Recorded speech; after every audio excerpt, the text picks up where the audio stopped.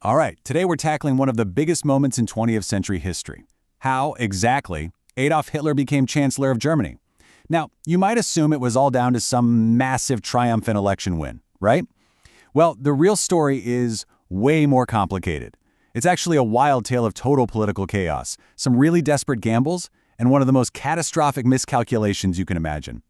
So let's just get right into the heart of it, because this is the big puzzle. How does a political leader become chancellor right after his party has actually lost votes in an election? I mean, seriously, in the election just before he got the top job, Hitler's Nazi party actually lost 34 seats in the German parliament. So how in the world did he go from a major setback to running the entire country in just a few weeks? Okay, let's break this whole thing down.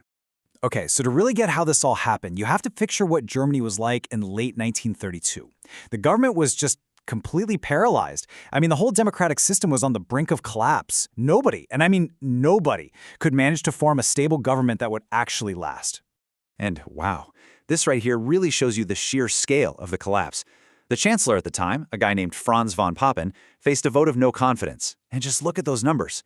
513 members of parliament voted against him, and only 32 supported him. Think about that. The government had basically zero support. It was pure, absolute chaos. And this just perfectly illustrates the instability, right? It was a total revolving door of chancellors. So Papen's government collapses, he tries to win a new election, that doesn't work. So then this powerful army general, von Schleicher, he becomes chancellor. And guess what? He fails too. All of this created this huge power vacuum, and the country was just desperate for someone, anyone, who could actually get things under control. All right, so that brings us to this really crucial moment, the November 1932 election. And here's where things get really interesting. For the first time in a long time, it looked like the Nazi Party was actually losing steam. Their momentum was slowing down. You know, this could have been a major turning point. So if you look at the numbers, you can see the Nazi Party won 196 seats. Now, yeah, that was a drop from what they had before, but here's the key thing. They were still the biggest single party in the parliament. And it wasn't even close. Nobody else came anywhere near them. So, what does all this really mean? Well, it was a kind of mixed bag, right? On one hand, the drop in votes gave Hitler's opponents a glimmer of hope. They thought, okay, maybe his support has finally peaked. But on the other hand, being the leader of the biggest party, well, that gave him a really powerful claim to be chancellor. And this led to a massive standoff. So in one corner, you've got the old president, Hindenburg. He absolutely could not stand Hitler. He was totally convinced the man would destroy German democracy.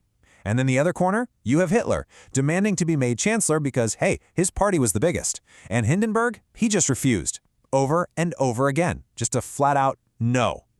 Okay, so with this complete deadlock, another key player enters the scene. General Kurt von Schleicher. You can think of him as kind of the last roll of the dice, the last guy to try and run Germany without Hitler in one final desperate attempt to hold the system together. Now, Schleicher wasn't just some ordinary politician. He was a really powerful army general and a super close advisor to President Hindenburg. So a real power broker, you know? He thought he could pull off what Papen couldn't, maybe by splitting the Nazi party or, making deals with other groups to get support. But his whole attempt was a spectacular failure.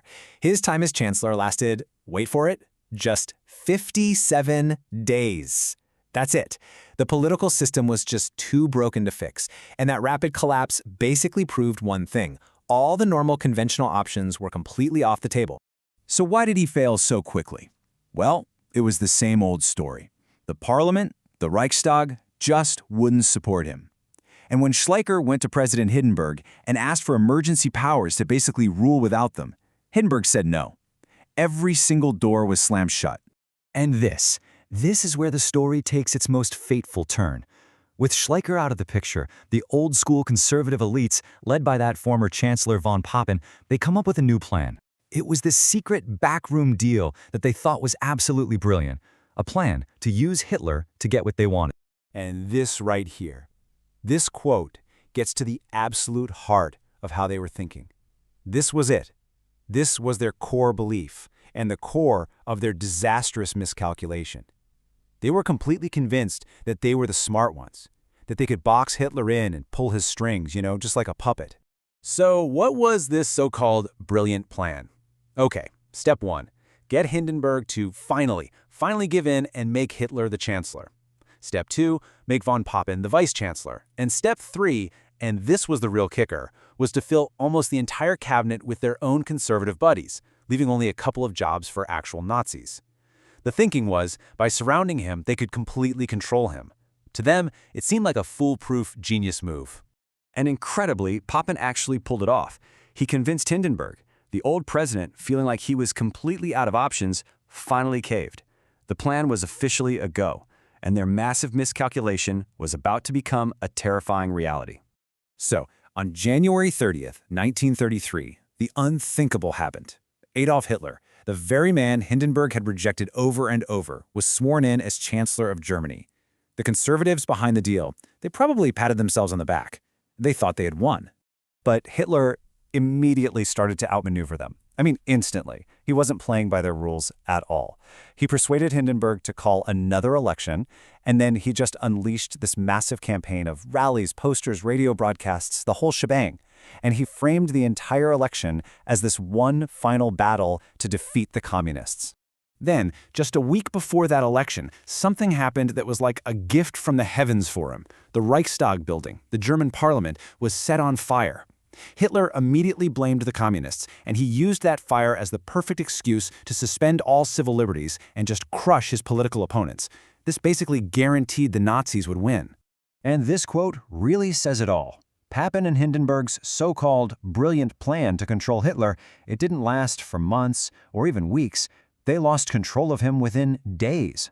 Their huge political gamble had backfired in the most catastrophic way you can possibly imagine. So that leaves us with a pretty big question to think about, right? Was Hitler's rise to power just inevitable? Was it all down to his own political strength and his popularity? Or, and this is the crucial part, was it only made possible because of the fatal weaknesses and the incredible arrogance of his opponents, the very people who were supposed to be protecting democracy?